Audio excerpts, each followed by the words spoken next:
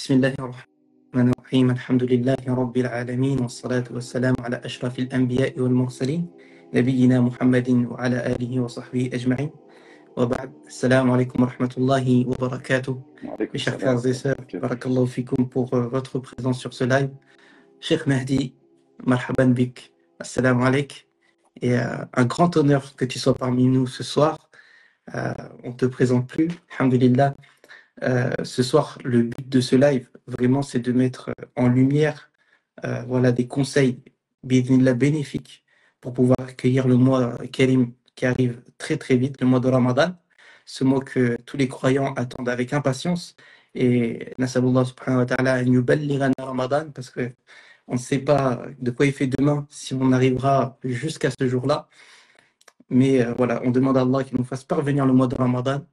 Et pour cela, bien évidemment que le croyant qui est intelligent va mettre en place toute une préparation, Inch'Allah, pour accueillir ce mois dans les meilleures conditions et d'en profiter et d'en tirer les fruits les plus sucrés, Inch'Allah, durant ce mois. Donc pour cela, Cheikh Mahdi, tu nous fais honneur de ta présence. Coupe juste les commentaires pour Non, qu'on puisse être bien concentré exactement. Alors, moi, je suis pas trop doué avec ça, je sais pas ce que c'est. tu montes, je crois, dans les trois petits points, tu as un menu, Ah oui, une option. Et après, exactement. Taïb, bismillah.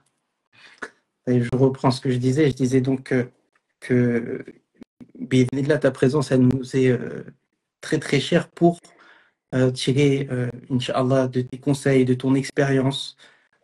Voilà, toi en tant qu'imam, mais aussi en tant que, on peut dire, grand frère, parce que, Masha'Allah, tu es très proche de la jeunesse. Et, alhamdulillah, tu es toujours parmi les jeunes, hein, mais voilà, on essaie toujours de tirer des profits de l'expérience des personnes plus anciennes que nous, qui ont voilà, aussi un champ de vision plus large, parce qu'ils ont vécu plusieurs choses, ils ont rencontré énormément de gens, ils ont, alhamdulillah, appris la science bénéfique. Et tout cela, j'aimerais que tu puisses nous le partager, afin qu'on puisse tirer des bénéfices, Inch'Allah. Bismillah. Barakallahu fik encore, chef. Donc pour cela, pour le déroulement du live, j'ai préparé quelques questions, mais le but du live n'est pas forcément de voilà, rester que sur des questions fixes. Le but est de pouvoir échanger, Inch'Allah, et tirer un maximum de bénéfices, Inch'Allah. Inch'Allah Donc, Cheikh, ta'ala. on a question première. J'aimerais que tu nous dises pourquoi il est important de se préparer pour Ramadan. Barakallahu فيك الحمد لله والصلاة والسلام على رسول الله وعلى آله وصحبه ومن والاه ربي اشرح لي صدري ويسر لي أمري واحلل عقدة من لساني يفقه قولي أما بعد. Pourquoi il est important de se préparer pour Ramadan? Avant, B'idhnillah ta'ala, j'aimerais présenter à celles et ceux qui me suivent ta personne. Donc, tu es Othman Ibn Mahfoud, Othman Qaid, plus connu sous cette appellation-là. Ce n'est pas le premier interview, ce n'est pas les premières questions que tu me poses. Il y avait une vidéo de moi qui avait été faite dans mes locaux, dans mes bureaux. Tu avais, machallah, posé des questions très pertinentes. Et ces vidéos-là avaient fait, machallah, beaucoup, beaucoup de bien à beaucoup de personnes. Tu avais réussi, alhamdulillah, à poser de bonnes questions et à bien établir, bi'idhnillah, et par la grâce d'Allah, un dialogue qui nous permet un peu plus de rentrer en profondeur. Parce que parfois, on écoute ce type de questions, pourquoi il faut préparer Ramadan. Ramadan, il a été vu et revu sous toutes les coutures. Mais vraiment, c'est incroyable.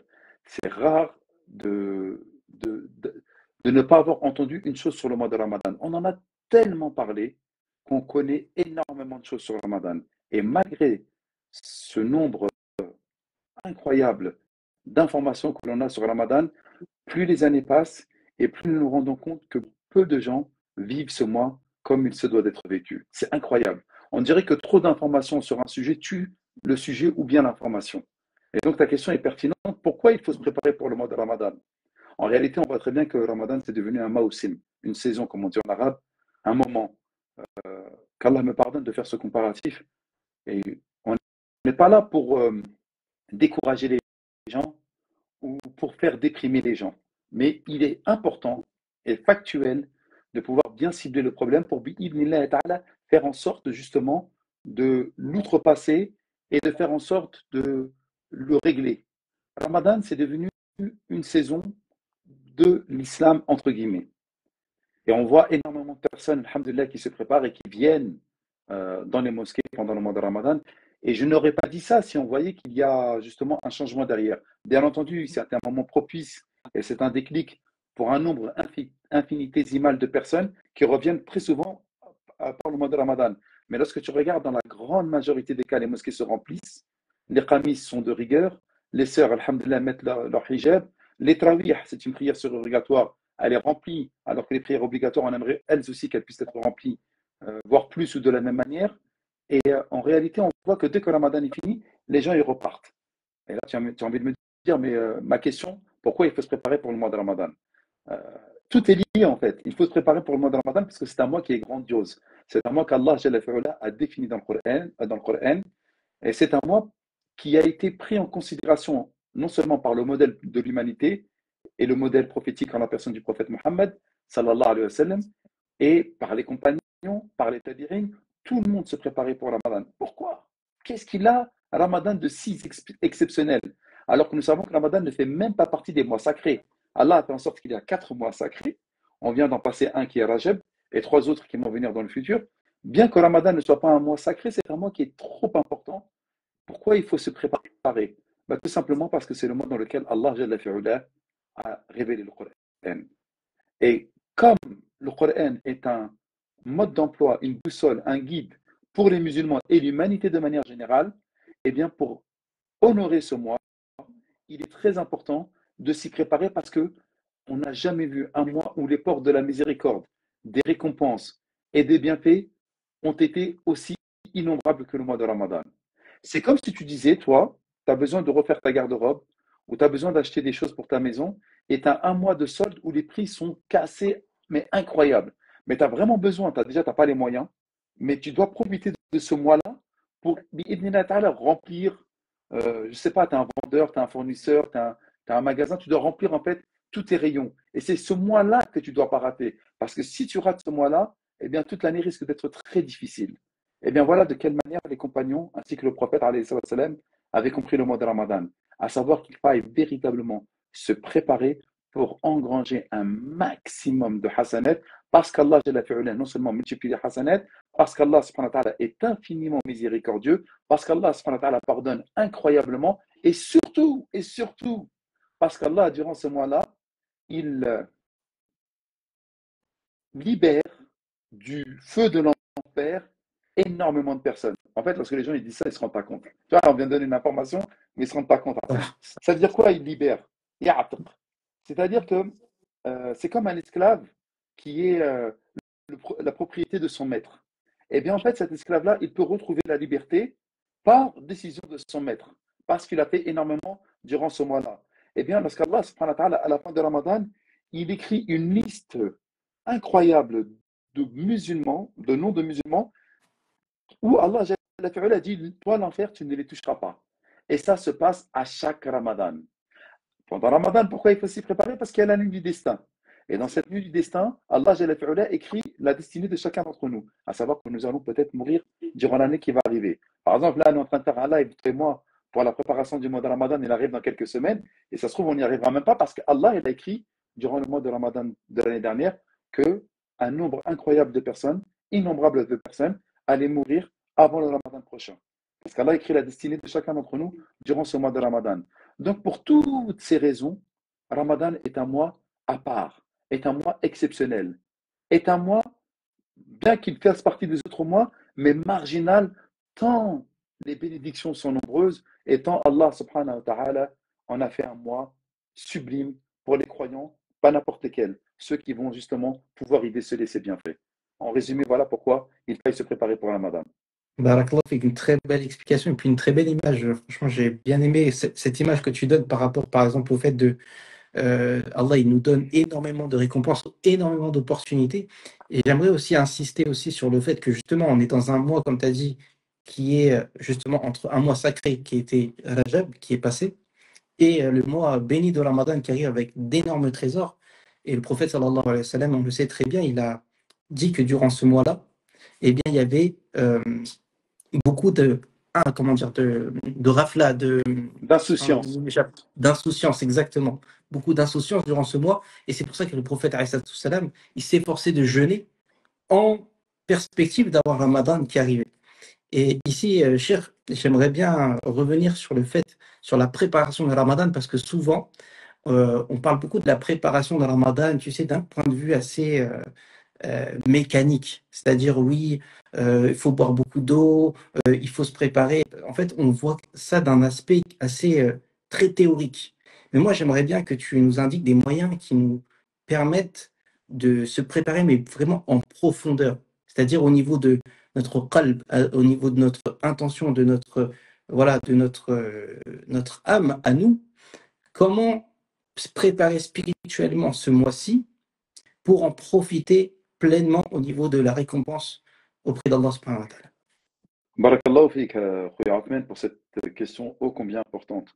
La préparation du mois de Ramadan, ce n'est pas une préparation physique, bien que ça y ressemble. Parce que le cœur est un muscle, mais ce n'est pas un muscle, on va dire, qui est palpable. C'est un muscle qui est différent. Tu remarqueras que lorsque nous sommes atteints d'une tristesse, ce n'est pas un interrupteur qu'on allume et qu'on éteint comme notre téléphone ou comme la lumière du salon. Ça, c'est quelque chose qui est instantané. Lorsqu'on est atteint d'une tristesse, c'est le temps qui fait en sorte justement de pouvoir estomper cette tristesse. C'est très important ce que je suis en train de dire parce que nous sommes faits de sentiments. Et la foi, ce sont surtout des sentiments et des ressentis vis-à-vis d'Allah subhanahu wa ta'ala. Et pour pouvoir apprécier une chose, pour pouvoir aimer une chose et pour pouvoir s'habituer à cette chose, il faut s'y préparer en amont. C'est très important. Tu ne penses pas, toi, arriver au mois de Ramadan, allumer l'interrupteur de l'islam et penser que tout de suite tu vas avoir la foi. Ce n'est pas possible. Parfois, il y en a qui ont la foi à la fin de Ramadan et qui regrettent les jours qui ont passé. Pourquoi? Parce qu'au lieu de se préparer pendant Sha'ban et même avant pendant Rajab, parce qu'on dit plante pendant Rajab, arrose pendant Sha'ban, le mois dans lequel on est, et récolte les prix pendant Ramadan. Mais il y en a malheureusement qui plantent au début de Ramadan. Vers le milieu, la fin, ils commencent un petit peu à arroser avec les tarawih, les prières, les sadaqat. Et à la fin de Ramadan, ils sont tristes, ils disent ah, il est déjà passé Ramadan, mais j'ai rien pu gratter, j'ai même pas pu finir le Coran, etc. Parce que pour pouvoir œuvrer pendant le mois de Ramadan, pour pouvoir gratter un maximum de hasanat, il faut déjà être chaud. Il faut déjà être prêt pour l'adoration.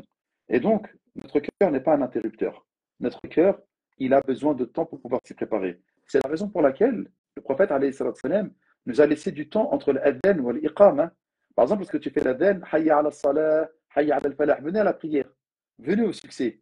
Et une fois que tu as fait la prière ne vient pas tout de suite. Il y a un laps de temps entre la prière et l'iqama. Et qu'est-ce qu'il nous demande de faire le prophète alayhi salam? 2 unités de prière. Ensuite, une fois que tu as fait 2 ou 4 unités de prière, reste un moment et commence à lever les mains. Il nous dit que la dua entre l'adhan et l'iqama, elle est exaucée. Ça, c'est une information pour celles et ceux qui sont un petit peu tourmentés par la vie. Faites les invocations entre l'adhan et l'iqama. Ensuite, faites un petit peu de tasbih également, pour que lorsque l'iqama arrive et que l'imam fait takbiratul ihram, eh bien en fait ton cœur il est déjà opérationnel. Tu viens de faire 2 unités ou 4 unités, tu viens de faire des invocations, et lorsque la prière obligatoire est là, eh bien ton cœur il est déjà enclin à la soumission, à l'adoration d'Allah Azzawajal. Et c'est cette prière-là qui va faire effet. C'est pour ça que on demande justement à faire en sorte de prendre un petit peu de temps, aller faire ses ablutions, marcher, se couper du travail, se couper des révisions, se couper de la série, du film, ce que tu es en train de faire, pour justement commencer à être dans une sorte d'antichambre avant la prière pour que la prière puisse être réussie. Parce que qu'est-ce qu'il nous dit Allah? قَدْ أَفْلَحَ الْمُؤْمِنُونَ. Les croyants ont reçu le succès, pas n'importe quel. الَّذِينَ هُمْ فِي صَلَاتِهِمْ خَاشِعُونَ. Ceux qui sont recueillis dans leur prière.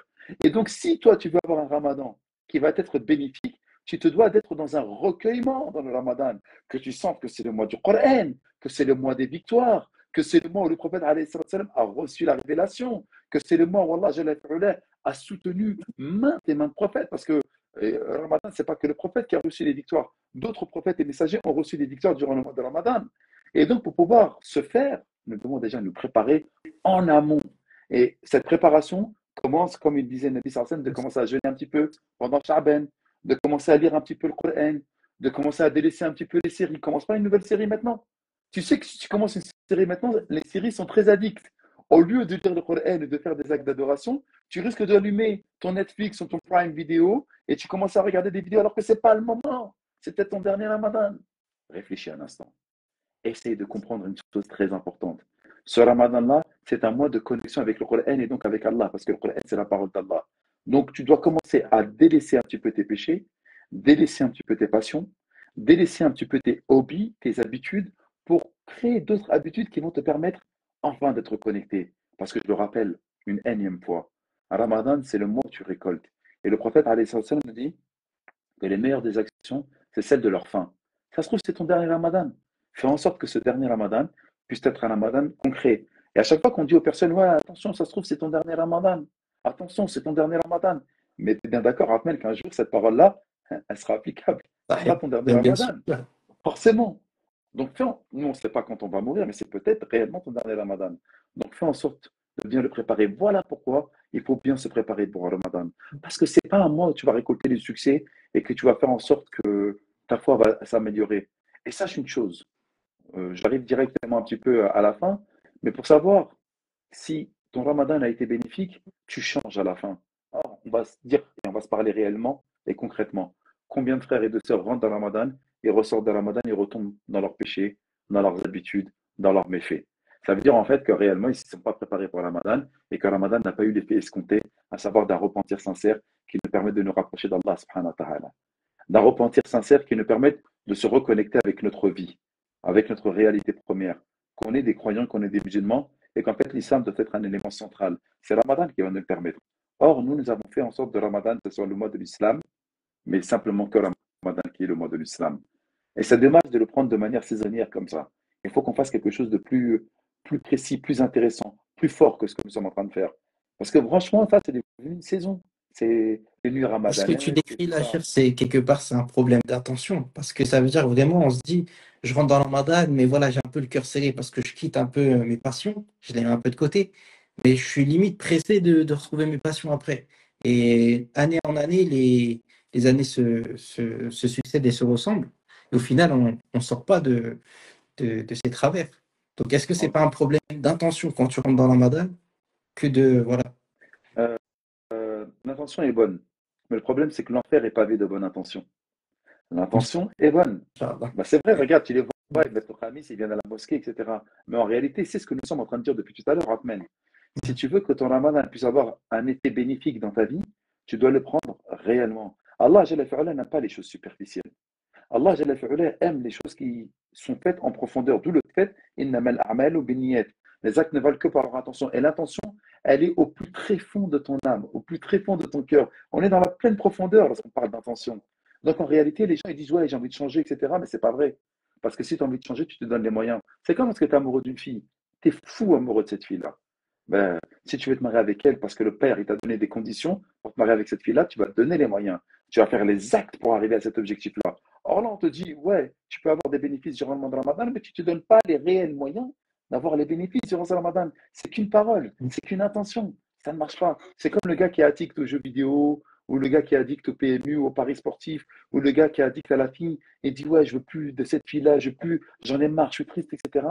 Je ne veux plus être addict, je ne veux plus être esclave de mes passions, mais il ne se donne pas les moyens de changer. Encore une fois, il faut faire les choses en profondeur. Si tu es réellement et sincèrement enclin au changement, tu vas te donner de réels moyens de pouvoir changer. Et c'est ça qui importe dans Ramadan. Donc, même si l'intention, elle est bonne, et nos frères et sœurs ont de bonnes intentions, qu'Allah les préserve, et bien en réalité, que vaut cette intention si elle n'est pas validée par les actions? Je donne juste un verset. Allah Jalla fi'ala nous dit tout le temps dans le Coran, Inna alladhina amanu wa aminu salihat. Ceux qui ont cru l'intention, je crois, j'aime Allah. Inna alladhina amanu. Mais Allah n'a jamais dit iman, ils vont rentrer au paradis. Non. Inna alladhina amanu wa aminu salihat. Qui se donnent les moyens avec l'action de pouvoir, masha'Allah, tabarakallah, réussir dans les bonnes actions, dans le Ramadan, pour atteindre le paradis. C'est lié les deux. Donc tu ne peux pas me dire, ouais, j'ai de bonnes intentions ou c'est un problème d'intention. Non.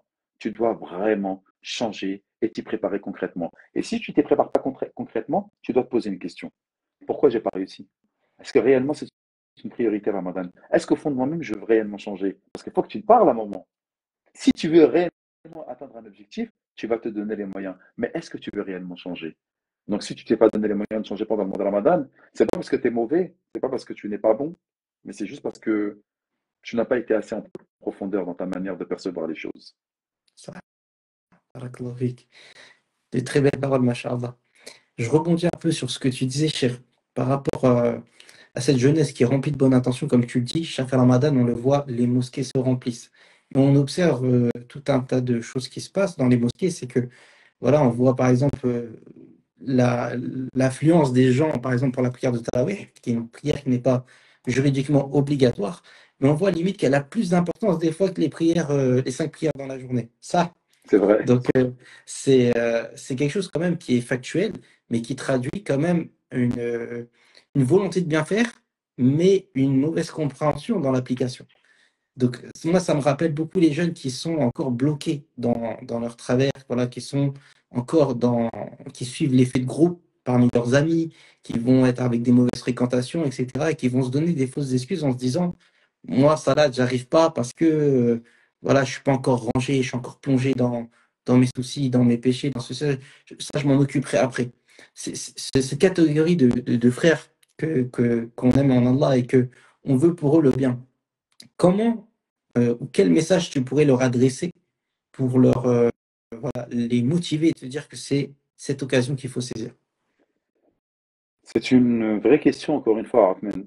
Tu me pousses dans mes retranchements parce que nos jeunes, en réalité, ils sont en perte complète d'identité. En vrai de vrai, c'est vrai.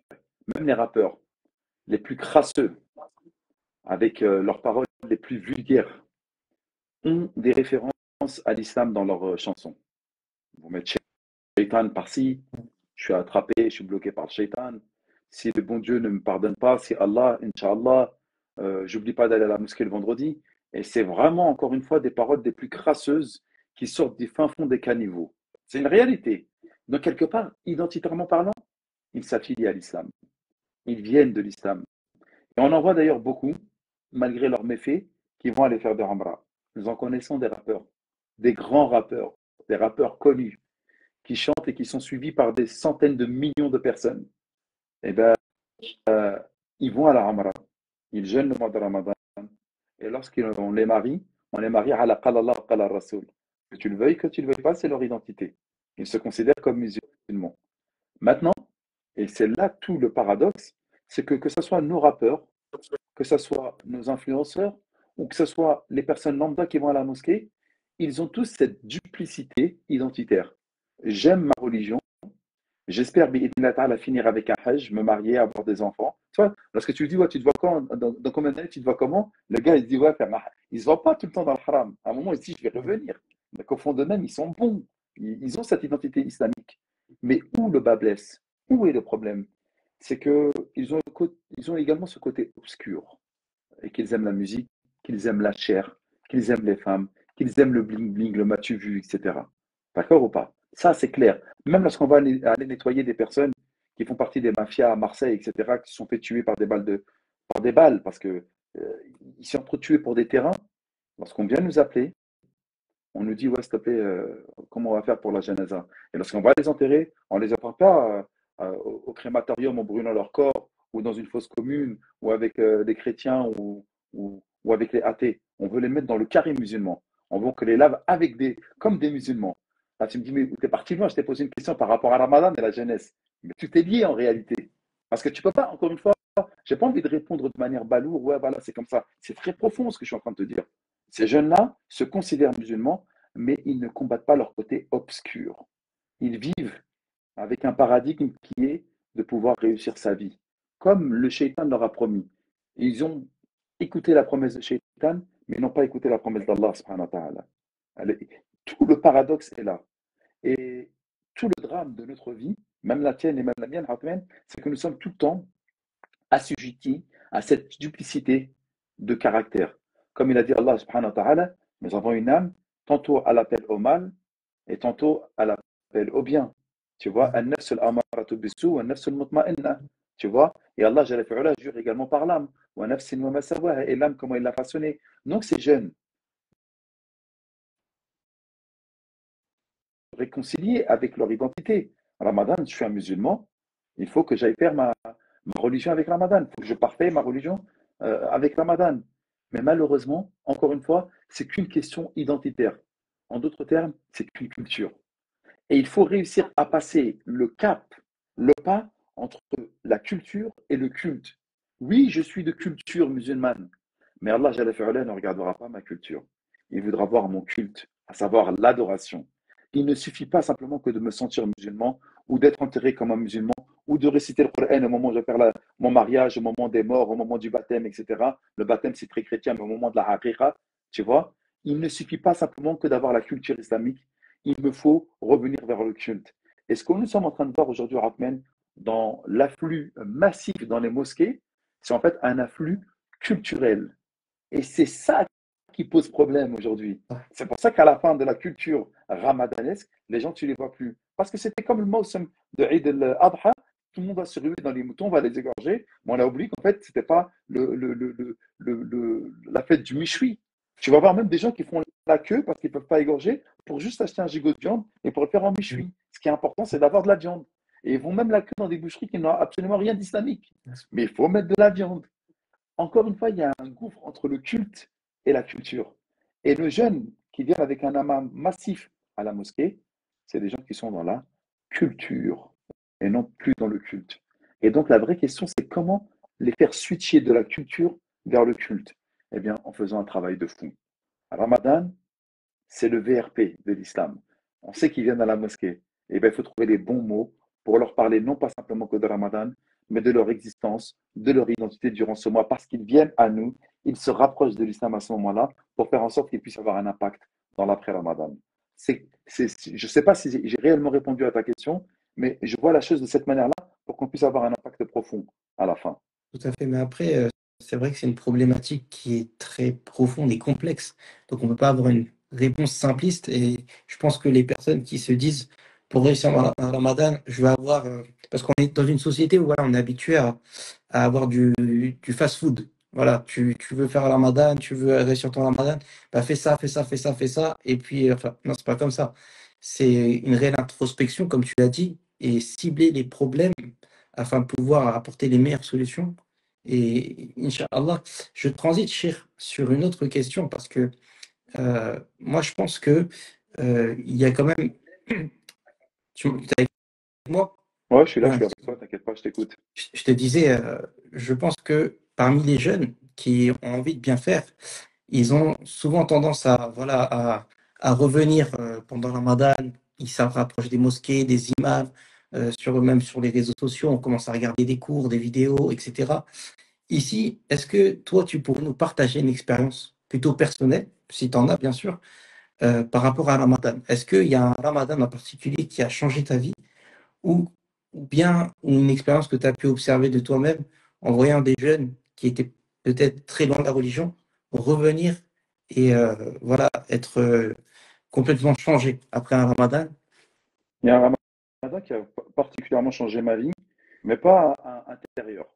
Ma vie extérieure, celle que tout le monde voit, c'est le Ramadan 2020. Tu t'en souviens?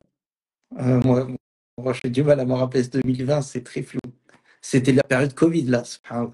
Ah, Exactement. c'est- Ramadan 2020, c'était la période Covid, et c'est là, durant ce Ramadan-là, où j'étais pratiquement dehors à faire les janazas de beaucoup de personnes qui ah, mouraient du Covid. subhanallah. Et c'est à ce moment-là, en fait, que j'ai commencé à avoir cette extrême visibilité sur les réseaux sociaux également. Donc ce Exactement. Ramadan-là, il a changé ma vie dans le fait que, bien que j'étais connu euh, dans mon quartier, à Gennevilliers, à Paris, etc., parce que je fais un travail de dawa maintenant depuis plus de 20 ans, au Lillah alhamd, ça m'a donné une extrême visibilité sur les réseaux sociaux. D'accord ou pas? Et ce Ramadan-là, pourquoi il est également particulier? Parce que c'était un Ramadan que tout le monde a vécu comme un Ramadan devrait être vécu. Il y avait des morts à toutes patates, de partout. Les gens avaient peur de sortir. Les gens sortaient avec des masques. On ne voulait même pas toucher dans les rayons des supermarchés des produits de peur d'attraper une microbactérie qui nous ferait mourir du Covid. Les gens ne pouvaient plus respirer. Il y avait une angoisse incroyable. Et les gens pensaient même que c'était la fin du monde. La Kaaba était vide, Venise était vide, les avions étaient bloqués au sol.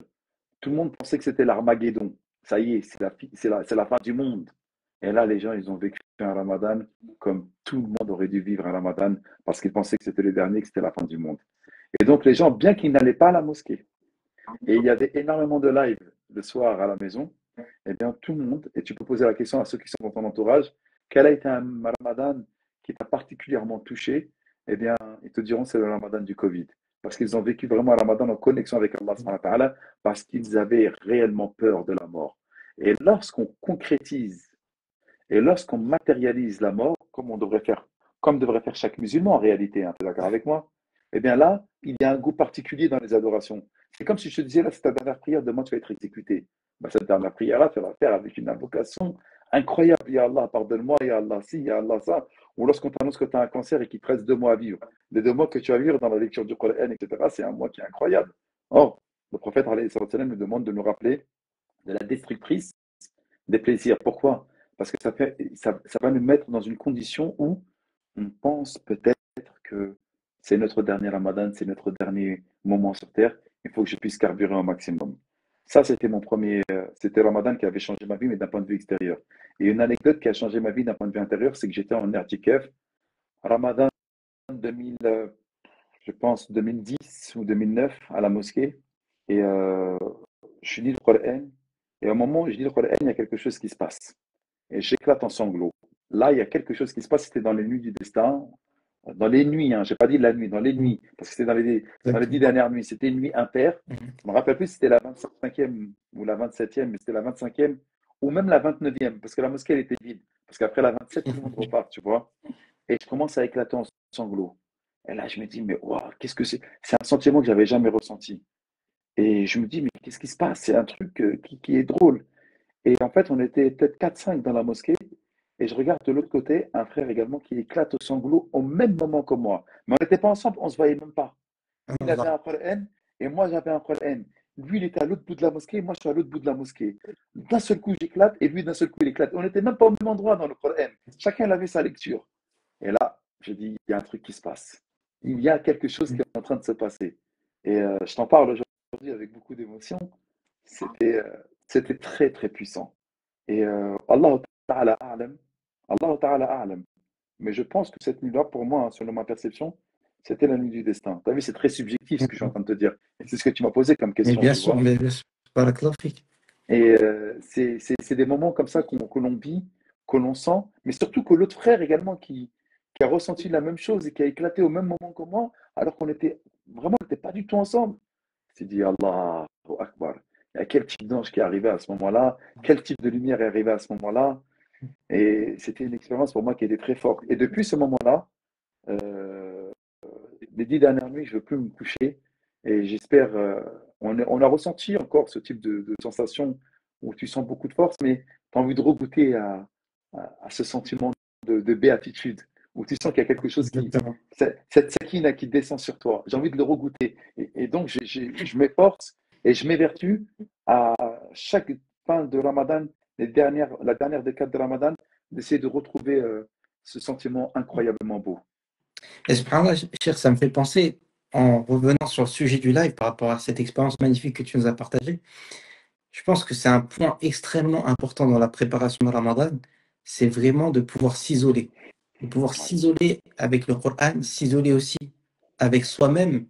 Et c'est là, en réalité, où on va pouvoir, parce qu'il n'y a pas une formule magique qui va nous dire pour réussir ton Ramadan, etc. En fait, chaque personne, je pense, a la réponse au fond de soi. C'est-à-dire s'isoler et faire ce travail de, voilà, de remise en question avant que Ramadan arrive, se fixer ses objectifs et bien évidemment avoir cette proximité avec Allah subhanahu wa ta'ala, que ce soit en lisant le Coran, que ce soit en faisant des prières surrogatoires, en fait, se rapprocher d'une manière qui sied à chaque personne. Parce que chaque personne est assez différente.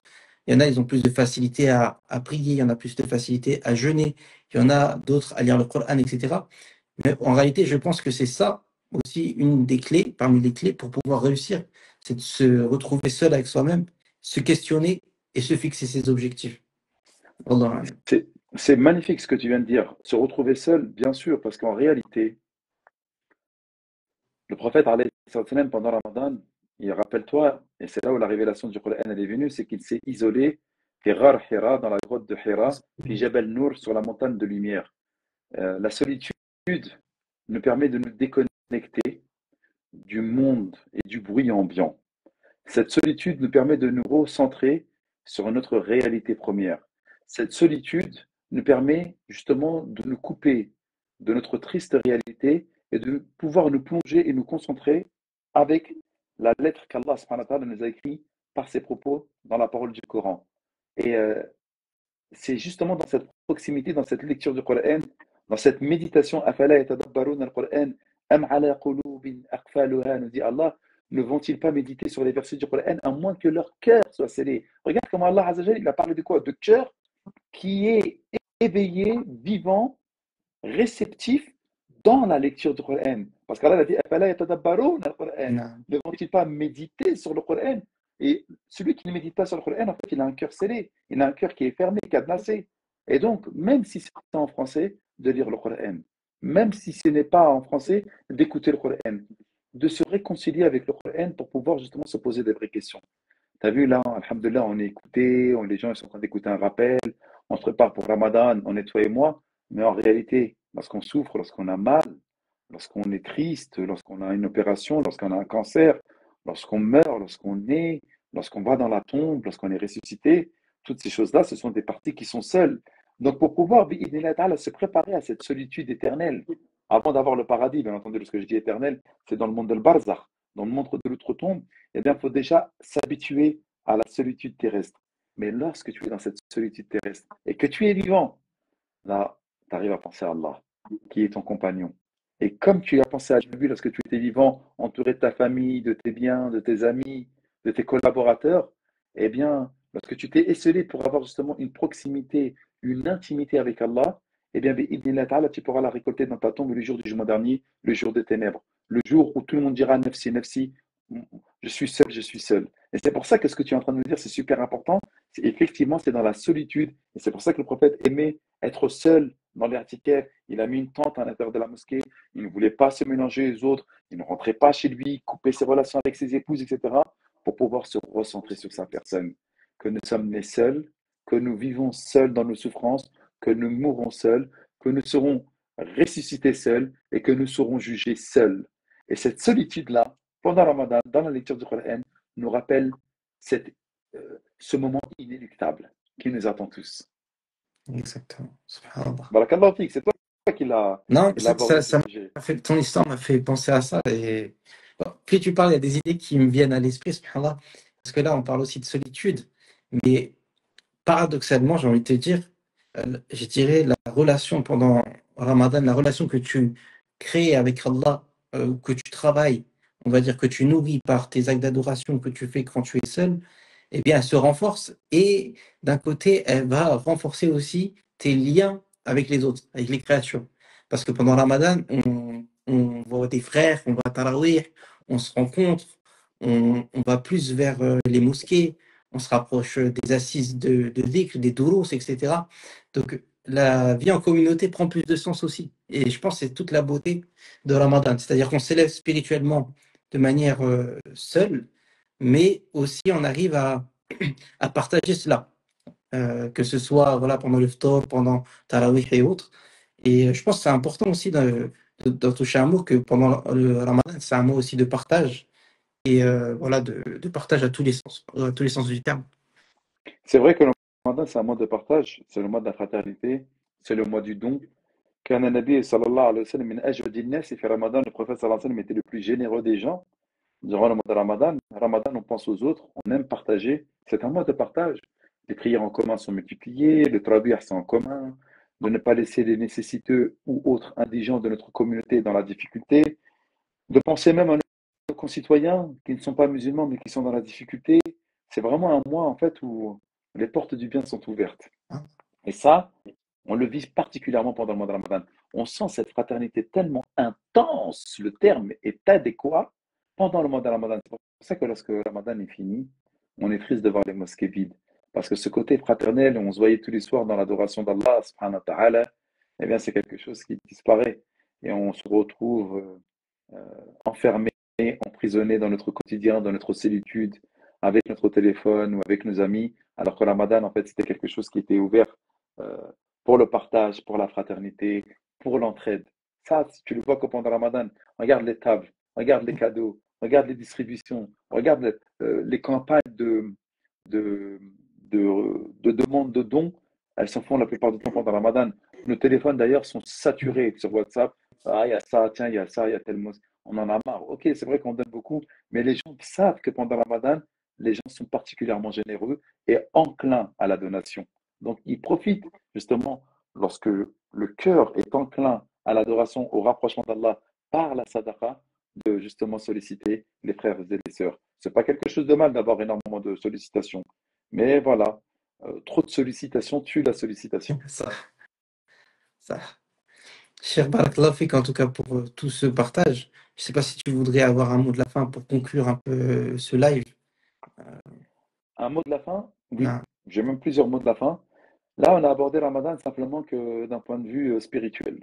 Mais en réalité, Ramadan, c'est beaucoup plus. Ramadan, historiquement parlant, c'est un mois de victoire.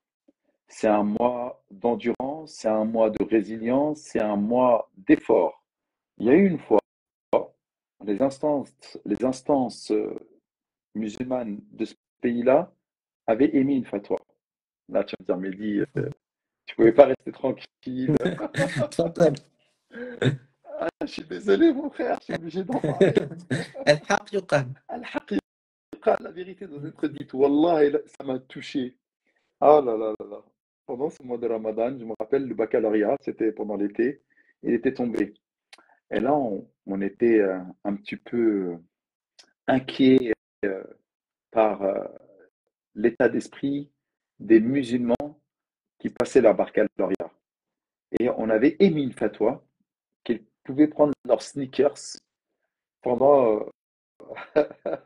Astaghfirullah, pardonne-moi. Qu'ils pouvaient prendre leurs sneakers pendant les évaluations du bac. Je m'en Parce que souviens. fallait réussir. Tu t'en souviens ou tu t'en Ouais, je m'en souviens pas? souviens, je m'en souviens. C'est une folie sans nom. Comme où, pendant le Ramadan, hey, on voit des frères, hey, m'énerve pas, je suis en train de jeûner. Parle pas avec moi, je suis en train de jeûner. Hey, où il y a des frères qui disent pendant le Ramadan, hey, vas-y, c'est bon, c'est le Ramadan, tranquille. Ou Zama, il faut faire des journées à rabais. Wallah el Azim, Akhil Karim. Je me dis, mais qu'est-ce que c'est que ça? C'est quoi? C'est pas l'esprit de Ramadan. C'est pas l'esprit du prophète et des compagnons. Écoute, s'il te plaît, c'est important, Ahmed. Ça, tu pourras même la garder en highlight, je pense. Alors, Ramadan, c'est un mois d'effort. Allah, Jalla fi'ula, dans sa sagesse infinie, il a décidé d'ordonner à son prophète et aux compagnons d'accomplir le mois de Ramadan en l'an 2 de l'Hégire. J'ai dit en quelle Parlons année? de En l'Égypte. l'an 2 de l'Hégire. Et qu'est-ce qui s'est passé en l'an 2 de l'Hégire? Il y a eu une bataille décisive du prophète et des compagnons contre les Quraysh. Et Allah, dans sa sagesse et son omniscience infinie, il savait qu'il allait y avoir le mois de la bataille. Pour information, Badr est à 250 km de Médine. Et dès que tu dépasses les 80 km, tu es en état de voyageur. Ils étaient en état de voyageurs. Donc, ils auraient pu avoir, comme on sait, l'excuse de ne pas jeûner. Or, le prophète a jeûné. Ils étaient dans une bataille où il y avait 1000 ennemis contre 313 musulmans. Plus de 1000 ennemis contre 313 musulmans. C'est-à-dire plus de un combattant contre 3 ennemis. Ils étaient en infériorité numérique pendant le mois de Ramadan. Le prophète sallallahu avait une deuxième raison de ne pas jeûner. D'accord ou pas? Mm. Troisième des choses, Allah a décidé que c'était ce mois de Ramadan. Et malgré toutes les excuses qu'il y avait pour ne pas jeûner, état de voyageur, dans une machakra, il devait faire la guerre contre un pour trois. Et en plus de ça, il faisait chaud. Il y avait énormément de conditions pour dire de ne pas jeûner. Or, le prophète, alayhi salatu wassalam, a jeûné. Pourquoi il a jeûné? Parce que le nasr, le secours, la victoire vient avec l'effort. فَإِنَّ مَعَ الْعُسْرِ يُسْرًا. Avec la difficulté, il y a une facilité. Donc je m'étonne de voir certains de nos frères et sœurs qui disent que pendant Ramadan, c'est un mois, oh cool, c'est Ramadan, Mm. tranquille. Alors que lorsqu'on regarde que pendant le même mois de Ramadan, le prophète alayhi salam, a décidé, et là il part à 450 km de Médine, il va à Mecca en l'an 8 de l'Hégire pour aller conquérir Mecca avec plus de 10 000 combattants avec lui. Là, on est clairement en voyage. Et malgré le voyage, malgré qu'il allait combattre à Mecca pour libérer, subhanallah, cette terre sainte du joug des idoles, qu'est-ce qui s'est passé? Il a quand même jeûné. Et il a eu la victoire à ce moment-là. Donc, lorsque je vois le sneakers pendant le baccalauréat, et lorsque je vois la réalité du prophète et des compagnons, comment ils encensaient Ramadan et comment ils faisaient des efforts pendant le mois de Ramadan. Je m'étonne, moi, aujourd'hui, de voir des personnes qui prennent trop facilement, justement, des excuses. Tu as le droit de manger, aucun problème, qu'Allah te récompense. Mais qu'est-ce qu'il dit Allah subhanahu wa ta'ala? وَإِن تَصُومُوا خَيْرٌ لَكُمْ إِن كُنتُمْ تَعْلَمُونَ. Mais si vous jeûnez, c'est meilleur pour vous. Tu peux, pendant le voyage, ne pas jeûner, mais jeûne. Parce que même si tu le rattrapes parce que tu as une excuse, tu rattraperas un jour en équivalence au Ramadan, mais tu n'auras pas jeûné un mois durant ces jours de Ramadan. C'est cette période qui est extraordinaire. C'est ça que je voulais que les gens comprennent. Que le Ramadan, ce n'est pas simplement qu'un mois de jeûne. Ce n'est pas simplement qu'un mois d'adoration. Le prophète alayhi salam nous dit que je préfère être au service de mon frère plutôt que d'être dans cette mosquée-là et durant ces jours-là. Il est en ticket, tu vois. C'est-à-dire qu'être au service de son frère, parfois c'est mieux qu'une adoration. Être au service de son frère, être dans l'effort, c'est quelque chose qui est très important. Celui que Allah aime, c'est celui qui est au service de son frère. Les personnes qu'Allah aime le plus, c'est celles qui sont les plus utiles aux gens. Comment avons-nous compris le Ramadan? C'est sérieux, hein? Mais là, il faut réfléchir. Tu vois ce que je veux dire? Il faut avancer. Masha'Allah. Allah, on pourrait continuer des heures comme ça. Allah, c'est Mais tu es tellement d'accord avec conscient. moi? Bien sûr, bien sûr. Ram- C'est, Ramadan, c'est le mois de en fait, l'effort. Ramadan, c'est un catalyseur, c'est-à-dire que c'est le moment où en fait tu dois mettre les bouchées doubles. C'est Exactement. exactement ça. C'est les bouchées doubles et surtout, et même au début, tu as vu, on a faim, on n'est pas bien. Quant à ceux qui ont fumé, ils se retrouvent énervés. Et à la fin, en fait, tu remarques que tu peux ne pas fumer durant tout le mois, qu'à la fin, il te suffisait d'un repas, qu'à la fin, tu mangeais à peine quelques bouchées et que ça y est, tu es déjà rassasié, et qu'en fait, tu peux rester. Et je me rappelle, parce qu'on était justement à l'époque du Ramadan, pendant le baccalauréat, où c'était l'été, pendant le mois de juin, on les 10 heures, même mes enfants, Wallah, ils étaient petits, ils arrivaient à jeûner. Et on mangeait, on était vite rassasiés, on se relevait tout de suite après parce que c'était à 4 heures du matin. C'était un ramadan qui est difficile, nous ne l'avons pas vu passer. Mhm. C'était extraordinaire. Et en fait, on se rend compte qu'on ne suffit que de très peu de nourriture, de très peu de bouchées, et qu'on nous avions en fait un corps qui était paré à tout cela. Et en fait, Ramadan est au-delà du catalyseur, nous montre en fait qu'on peut se passer de cigarettes, qu'on peut se passer d'eau qui est halal, qu'on peut se passer de nourriture qui est halal, qu'on peut se passer de péché, qu'on arrive à contrôler notre état d'âme, notre nefs, notre corps, même notre épouse que nous aimons, avec laquelle nous pouvons avoir des rapports charnels en toute licéité, pendant Ramadan, on arrive à se contrôler. Et en réalité, Ramadan, il t'indique quoi? Au-delà du jeûne, etc., il t'indique, tu as vu, de la même manière que tu as pu faire le choix durant un laps de temps d'un mois, tu peux faire le choix pendant un an. C'est toi qui contrôles. Allah est en train de nous dire, c'est toi qui contrôle. C'est qu'une question de choix. T'as compris? Qu'est-ce que nous montre Ramadan? Ubay ibn Ka'b, on lui avait posé la question. Omar ibn Khattab, il vient, il pose la question à Ubay. Il lui dit, Ya Ubay, ma taqwa? Oh Ubay, qu'est-ce que la taqwa? Et Ubay ibn Ka'b lui répond, la taqwa, c'est comme si tu marchais dans un champ de roses. Qu'est-ce que tu vas faire, Ya Omar? Il a dit, je vais faire attention. Pourquoi? Pour pas que mes habits puissent être pris dans les épines. Eh bien, pendant Ramadan, c'est exactement ça. Allah nous dit, la'allakum tattaqun. Peut-être que vous atteindrez la piété. Qu'est-ce qui se passe pendant Ramadan? Est-ce qu'on peut se brosser les dents? Euh, si je fais une piqûre d'insuline, est-ce que mon Ramadan est cassé? Si j'ai ravalé mon crachat ou j'ai eu de la morve, est-ce que mon Ramadan il est cassé? Si je vais aller faire une prise de sang, est-ce que mon Ramadan est cassé? T'as vu les gens comment ils sont dans la taqwa? Ils ont Mhm. peur, ils veulent pas en fait casser leur Ramadan. Ils sont en plein dans la taqwa parce qu'ils veulent en fait réussir leur Ramadan. Ils ne veulent pas simplement que Ramadan ne soit simplement que de la faim et de la soif. Pour les plus, pour les plus pieux et les plus sincères, hein, je suis en train de te parler. Donc à un moment ou à un autre, c'est ça la taqwa. Et Allah Jalla fi'ala, nous montre en fait que nous pouvons être précautionneux même au dehors du mois de Ramadan. Parce que si nous avons fait un choix durant tout un mois, Mashallah, 29 ou 30 jours, durant tout un mois, nous avons réussi à être précautionneux et à tendre vers la taqwa, qu'est-ce qui nous empêche de le faire durant le reste de l'année si ce n'est qu'une question de choix? Et tu remarqueras qu'il y a des gens pendant Ramadan, ils décident de revenir vers Allah subhanahu wa ta'ala, mais qu'après, ils perdurent. Mais si j'ai réussi un mois, en fait, je peux réussir tout le reste de l'année. Et c'est pour ça que tu vois beaucoup de personnes qui ont des déclics, malheureusement, en quantité infinitésimale. Lorsque tu regardes la mosquée, comment elle est remplie, lorsque tu regardes ce qui reste à la fin, tu dis, ouais, bon, ils sont où les gars? Ou lorsque tu regardes les rites, tu dis, ils sont où les gars? Mais quoique, Il y en a qui ont réussi à comprendre que durant ce mois de Ramadan, c'est un excellent moyen de pouvoir revenir vers Allah. Parce qu'en fait, tu te contrôles. Ma sœur, tu peux te contrôler. Mon frère, tu peux te contrôler.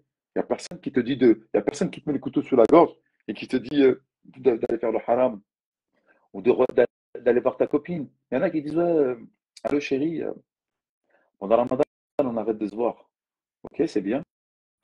Mais qu'est-ce qui t'empêche de la même manière d'arrêter de l'avoir durant le mois de Ramadan, de ne pas continuer après le mois de Ramadan? Qu'est-ce qui t'en empêche? Tu as réussi à le faire pendant un mois de ne plus l'appeler, etc. parce que c'était Ramadan. Et ceux qui boivent, ils ont réussi alors qu'ils sont addicts à l'alcool, alors qu'ils sont addicts à la cigarette, d'arrêter de fumer. Même s'ils fument le soir, ils ont pas mal à la tête en journée. Ils sont tranquilles. Parce qu'en fait, ils ont switché quelque chose dans leur cerveau. Et là, je ne fume pas. Et ils arrivent. T'as mal à la tête? T'es stressé? T'as envie de casser des bouches? Non, non, ça va, tout va bien. Mais pourtant, subhanallah, ouais, je ne sais pas, pendant Ramadan, j'arrive à me contrôler. Au dehors de Ramadan, j'arrive pas. En réalité, c'est qui donne le tempo du contrôle? C'est bien ta personne, c'est bien ton nefs, c'est bien toi qui contrôle. C'est pour ça qu'Allah subhanahu wa ta'ala nous dit dans le Coran, قَدْ أَفْلَحَ مَنْ زَكَّاهَا وَقَدْ خَابَ مَنْ دَسَّاهَا. Aura réussi celui qui l'aura purifié, donc dompté, et aura péri celui qui l'aura délaissé le contrôler, celui qui l'aura laissé faire ce qu'elle voulait. C'est une question de contrôle. Moi, vraiment, Ramadan, pour moi, c'est le plus grand des messages de Ramadan. C'est quoi? Moi de résilience, moi d'effort, moi de victoire et moi du contrôle. Au-delà du jeûne, du Coran, etc., c'est hyper important. C'est ça qui va nous permettre d'atteindre justement les éléments que je viens de te citer dans la spiritualité. Mais en réalité, c'est un contrôle. Nous sommes faits de chair et d'os. Et Allah Jalla Fa'ala nous montre que ta faim, tes shahawat, tes passions, tes envies, tes désirs, tu les contrôles pendant Ramadan. Parce qu'en fait, ton esprit, ton cœur, ta foi sont ô combien plus forts que tes désirs charnels, que ton âme bestiale, que tes désirs vils de femme, d'argent, de fumette, etc. C'est toi qui contrôles. Et ce message-là, tous, nous avons, nous avons réussi à le percevoir parce que nous changeons, ne serait-ce que durant un mois. Nous jeûnons. Même si on ne prie pas, il y en a qui ne vont pas prier, etc., qui vont faire après le soir les méfaits, mais pendant 10 heures, 12 heures, 18 heures, ils montrent qu'ils ont pris le contrôle sur leur corps et sur leur esprit. C'est ça la réalité de Ramadan. Pourquoi les gens ne le comprennent pas? C'est pour ça, en réalité, qu'on dit que celui qui ne saisit pas cette opportunité de rester ferme sur ses résolutions, c'est lui le réel perdant. Parce qu'Allah lui a mis tout à disposition. Les shayatines sont enfermés, son nefs, il est contrôlé, il y arrive toute la journée. Et à la fin, c'est lui qui fait le choix vraiment de retourner dans ses travers ou de s'y accrocher. Les shayatines qui sont enfermés, ça aussi, ouais, j'arrive parce que les shayatines sont enfermés. Il y en a qui disent, ouais, regarde, je suis encore en train de continuer à faire des péchés alors que les shayatines sont enfermés.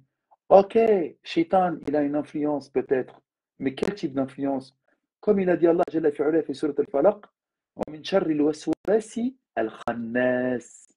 Regarde ce que ça veut dire al-khannas. Les gens ne regardent pas. Ils la récitent, subhanallah, pour se mettre sous la protection, mais ils ne regardent jamais al-khannas. Et le waswas, c'est quoi le waswas? Jamais tu verras un waswas qui parle fort avec haut-parleur, subhanallah, enceinte, JBL, etc. Al-waswas, comme son nom l'indique, c'est celui qui vient juste te susurrer à l'oreille. Et Al-Khannas, une fois qu'il est venu te susurrer à l'oreille, Khannas, il part furtivement. Il n'a aucune influence sur nous. En fait, il va venir souffler sur les braises de tes passions. Il va venir souffler sur les braises de ton âme bestiale, vile, celle qui tend vers le mal. An-nafs al-amaratu bis-sou. C'est ce qu'il va faire, Shaitan. Mais il n'a aucune influence. Nous, on n'a donné que trop de pouvoir à Shaitan. Nous avons donné que trop de pouvoir aux djinns. Nous avons donné que trop de pouvoir aux forces obscures. Rien ne peut nous atteindre sur ce qu'Allah subhanahu wa ta'ala nous a décrété. Huwa maulana, c'est notre protecteur, c'est notre maître. Wa ala Allahi falyatawakkalil mu'minun. Et en Allah, exclusivement, les croyants s'en remettent. Elle est là la réalité. Pourquoi ça aussi, on entend beaucoup, ouais, mais pendant Ramadan, c'est plus facile. C'est pas vrai. C'est facile tout le long de l'année. Autant faut-il que tu aies confiance en toi et que tu te respectes et que tu dises que tu as une influence. Ouais, je sais quoi ça? Subhanallah. Ah, c'est bien. Ah, je crois qu'il y a des trucs Ouais, qui vont. c'est des gestes qui provoquent des Ouais, effets. ouais, je sais pas. Ok. Je savais pas. Ouais, c'était bien le feu d'artifice. Je ne sais pas si on t'a posé des questions. Tu prends les questions. En Vas-y. bas à droite, tu as un truc où il y a des Ouais, questions. alors, j'ai une question ici. Ah, c'est pas Essaye, vraiment une essaye, question. essaye de les filtrer, hein, parce que si pas toi des sujets, on va avoir des questions sur pas mal de choses. Sinon, remets les commentaires. On va essayer de prendre des questions sur les commentaires Et rapidement. là, Fais pas attention aux insultes et autres, hein. C'est pas t'inquiète grave, pas, hein, on a l'habitude, hein. il y a une modératrice sur le live. Alhamdulillah, tant mieux. Alors, alors. Est-ce qu'il y a des questions? On a ouvert les commentaires pour les questions. N'hésitez pas si vous avez quelconque question. Inch'Allah. Profitez, bi'idhnillah ta'ala. Il est 20h29. Ah, alhamdulillah, on a fait 1 heure, c'est très bien, hein, Alhamdulillah. t'as vu? Là, 15, Masha'Allah. 15 minutes ou 10 minutes de questions-réponses, après on est bon. Inch'Allah. Barakallahu fik. En tout cas, cher, c'était de très belles paroles et Ça fait d'ouvrir. très longtemps que j'ai pas fait d'Insta. Au moins peut-être 1 an que j'ai pas fait de live C'est vrai. Insta. Mais lorsque c'est toi qui es venu me demander, je n'ai pas pu dire non. Barakallahu fik. Jazakallah khair. Je te respecte infiniment, Khoya Ahmed, et les gens, je pense, qu'ils gagneraient à te connaître et à suivre ta page. Ah, Et barakallahu. c'est un imam à Nantes, je ne sais pas comment s'appelle ta mosquée, Ummuna Aïcha. Oumouna Aïcha, et il donne également un achat, une dynamique à la mosquée de Oumouna Aïcha. Si vous voulez, bi'idhnillah ta'ala, valider ça, frères et sœurs de Nantes, je vous invite à aller à sa Barakallahu. mosquée. Alhamdulillah, il y a beaucoup de nachat de la part de notre frère Ahmed, qu'Allah le préserve. Jazakallah, cher. Barakallahu fik. Que peut-on faire contre les waswas? Ça, je l'ai vu. Ben, qu'est-ce qu'on peut faire contre les waswas? Placer sa confiance en Allah subhanahu wa ta'ala, réciter les 2 sourates protectrices, Qul a'udhu bi rabbil falaq, Qul a'udhu bi rabbin nas, mais pas simplement que les réciter, parce qu'il y a un gros problème dans la récitation. Les gens pensent en fait que c'est la sourate en elle-même qui va faire en sorte d'enlever le waswas, ou d'enlever le génie, ou d'enlever les mots obscurs. Absolument pas. Ce sont les paroles de Sa Majesté Allah subhanahu wa ta'ala, mais ce qui enlève les waswas, qui enlève les difficultés, c'est Sa Majesté Allah subhanahu wa ta'ala. Et donc, lorsqu'on récite ces versets, il faut comprendre une chose très très importante. Regarde ce qu'il dit à son prophète Muhammad sallallahu alayhi wa sallam. Qul, dit, Qul a'udhu bi rabbin nas, Qul a'udhu bi rabbil falaq. Demande, cherche la protection par qui? Rabbin nas, par Allah, le maître de l'aube naissante. C'est par ces choses-là que tu dois trouver la protection auprès de Sa Majesté Allah subhanahu wa ta'ala, et non pas auprès des sourates ou auprès des incantations. Parce qu'il y en a qui vont chercher justement dans le waswas, oui, j'ai besoin d'un raqi. Il est important le raqi parce que peut-être que lui, il a une proximité plus forte que tu ne pourrais l'avoir. Ça, c'est vrai. Il lit, il fait ses protections, il connaît le Coran par cœur, etc. Donc Allah Azzawajal peut-être est plus enclin à l'écouter lui lorsqu'il fera des invocations pour toi ou lorsqu'il te fera des ruqyas. Mais en réalité, tu peux très bien faire les choses toute seule ou tout seul. Comment? En étant proche d'Allah. Et donc, pourquoi je réponds à cette question-là? Lorsque après Ramadan, ou anté-Ramadan ou post-Ramadan, tu sens en fait que ton âme vient reprendre le dessus, eh bien en fait, récite ces sourates-là en étant persuadé qu'Allah Azzawajal est en train de t'écouter et qu'il t'aime et qu'il veut te protéger contre les maux de ton âme et contre les insufflations de shaitan, qu'Allah le maudisse. Ça, c'est hyper important. Ça. Et si tu remets Allah Azzawajal au centre de ta vie, à savoir que ce n'est pas la sourate, ni le raqi, ni les incantations qui vont t'aider, mais plutôt Allah subhanahu wa ta'ala, eh bien là, tu vas vraiment, vraiment réussir dans ton existence. Wallahu ta'ala a'lam. Cheikhouna, ici on Oui, a une question. Comment faire un repentir sincère?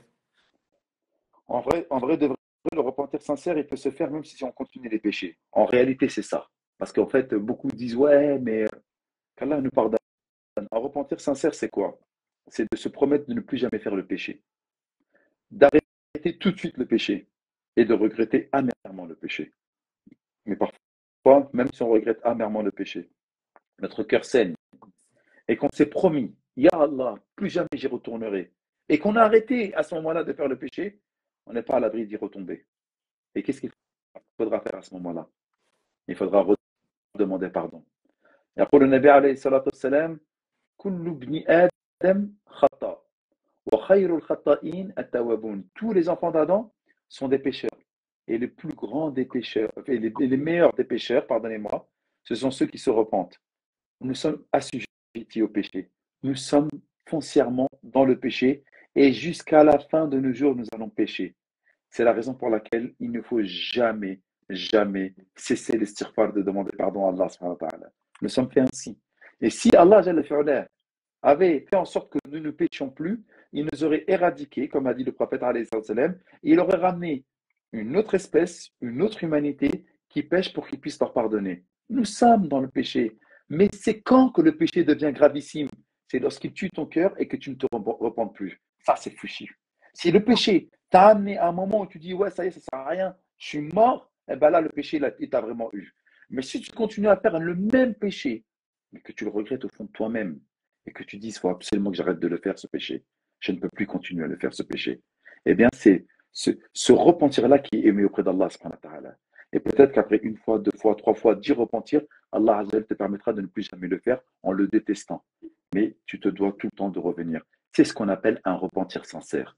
De toujours impliquer Allah subhanahu wa ta'ala au moment de ce péché. Tu regardes du porno, tu en as marre de regarder du porno. À chaque fois, tu te dis, je vais arrêter, c'est une addiction, j'ai arrêté, et tu retombes dedans, et tu te redétestes, tu te réinsultes. Ben, alhamdoulilah que tu te détestes et que tu t'insultes. Parce que le jour où tu arrêteras de te détester et que tu arrêteras de t'insulter parce que tu as commis le péché, ben là, le péché l'aura gagné. Tant que tu n'aimes pas ce que tu es en train de faire, tant que tu as une once de foi qui fait en sorte que tu es triste de commettre ce péché-là, c'est à ce moment-là qu'il faut demander pardon à Allah subhanahu wa ta'ala, parce que c'est cela qu'on appelle un repentir sincère. Un repentir sincère, Allah va te faire en sorte de te pardonner, mais tu n'es pas à l'abri de retomber là-dedans. C'est pour ça qu'il faut toujours demander la protection d'Allah Azza wa Jal contre le méfait de nos âmes. Sahih. Comment combattre le shaitan dans son influence de la prière qui perturbe une unité, deux unités, trois unités? J'ai vraiment besoin. En réalité, tout le monde est assujetti à cette chose-là. Et comment on doit faire? Bah, comme il a dit le Nabi alayhi salam, de crachoter trois fois à sa gauche et de dire A'udhu billahi minash shaitanir rajim. Et c'est un combat. Autre chose, pour permettre bi'idhnillah ta'ala, de faire en sorte de ne plus être, comment dirais-je, de ne plus subir une grande influence de celui qui vient nous déranger dans la prière, parce que c'est un shaitan, c'est un démon spécifique, bah, c'est de réfléchir aux propos que nous sommes en train de réciter, de comprendre un petit peu les sourates. Si tu as appris par exemple Qul Huwallahu Ahad, comprends ce qu'elle veut dire cette sourate-là. Et lorsque tu es en recours, de tu'addim, subhanallah, adamatillah, subhanahu wa ta'ala, de faire en sorte lorsque tu vas dire subhan rabbi al-azim, de bien conscientiser Allah. Et lorsque tu es dans le sujoud, de bien te rappeler dans quel élément de la prière tu es, d'être présent de cœur. Et pour pouvoir être présent de cœur, comme il a dit Allah subhanahu wa ta'ala, قَدْ أَفْلَحَ الْمُؤْمِنُونَ الَّذِينَ هُمْ فِي صَلَاتِهِمْ خَاشِعُونَ, tu dois comprendre un tant soit peu ce que tu es en train de dire. Parce que lorsque tu comprends ce que tu dis, lorsque tu t'évertues à essayer d'être concentré dans ce que tu es en train de dire, eh bien, bi'idhnillah ta'ala, tu pourras, Inch'Allah ta'ala, être plus fort. C'est comme lorsque tu es concentré sur une chose. Il y a quelqu'un qui va venir te parler. Toi, tu es concentré, tu as vu, tu es en train de faire un travail, tu es en train de regarder un match de foot, peu importe. Et est-ce qu'une personne elle va venir te voir, va dire hey, écoute, excuse-moi, tu vas dire attends, attends, laisse-moi tranquille là, je suis concentré. Pourquoi? Parce que tu fais attention à ce que tu es en train de faire. Eh bien, dans ta prière, lorsque Shaitan il va venir justement pour te dire ouais, pense à ci, pense à ça, instinctivement, tu vas faire hey, laisse-moi tranquille. Là, je suis concentré dans ce que je suis en train de faire. Je suis en train de parler au Seigneur du monde, Allah subhanahu wa ta'ala. Ça, c'est une manière parmi tant d'autres qui te permettra de rester plus en concentration. C'est bon, Mafios. J'ai répondu. Ah ouais, c'est toi qui l'as épinglé, alhamdoulilah. Graphique. Salam alaikum. Peut-on transformer les actes moubah en adoration grâce à l'intention? Bien entendu. Qu'est-ce qui est moubah? C'est de manger. Mais lorsque tu as décidé d'aller manger dans un restaurant tenu par Mouh et que tu sais que Mouh a une certification AVS ou à Shahada ou Tayyib et que tu es parti spécialement là-bas chez Mouh, pourquoi? Parce que tu sais que lui, il a fait un effort et que tu sais que sa nourriture est véritablement halal. Tu as vu? C'est moubah de manger. Tu peux manger des fruits, de la mangue, peu importe. Mais lorsque tu vas aller manger en essayant de respecter la législation d'Allah, parce que tu aurais pu manger dans un endroit qui te dit qu'il est halal mais qui est douteux, et que tu t'es pris la tête à faire 500 mètres en plus, 100 kilomètres en plus pour aller manger dans quelque chose de halal et de véritablement halal parce qu'il y a une certification, eh bien ce qui était moubah devient une adoration. J'espère que l'exemple il est parlant pour toi. Masha'Allah, magnifique exemple. Oui. Clémenza, ça c'est un ancien Clémenza.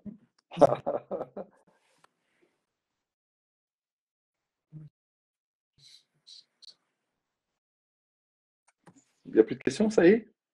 Alors, cher Samaïkoum, peut-on aborder le sujet pour les personnes converties de la baisse de foi? Est-ce normal? Bien sûr que alors les personnes qui sont le plus assujetties à la baisse de foi, malheureusement, c'est nos frères convertis. Et ça, c'est un manquement gravissime de notre part, parce que nos frères convertis, malheureusement, sont la plupart du temps dans des familles non musulmanes, entourés de non-musulmans. La mosquée, pour la plupart du temps, n'ont pas de pôle. D'ailleurs, toi qui es imam, j'espère que tu vas mettre un pôle en place à Nantes de Il est convertis. déjà en place, alhamdoulilah. On gère ça avec mon épouse en plus. Et alhamdoulilah, ça se passe très très bien. Qu'Allah te la préserve, ton épouse, et qu'il te préserve toi-même, Amin, parce que c'est amin. super important. Les convertis, les pauvres, comme ils n'ont pas d'environnement islamique autour d'eux, eh bien, ils sont plus enclins à la baisse de foi. Bah oui, personne n'est là pour leur dire, vas-y, lâche la série, viens faire la prière. Personne n'est là pour leur dire, ouais, attention, fais attention à ce que tu vas faire, fais attention à ce que tu vas dire, ou viens là, c'est le moment de pouvoir lire un petit peu. Ils sont livrés à eux-mêmes. Et le musulman n'est fort que lorsqu'il est entouré d'autres musulmans. C'est pour ça que nous sommes une brique. L'exemple des croyants dans leur amour réciproque, dans les sentiments qu'ils ont les uns pour les autres et dans leur soutien qu'ils ont pour les uns les autres, c'est comme l'exemple d'une bâtisse. L'individu il a le mode de vue de celui qu'il côtoie.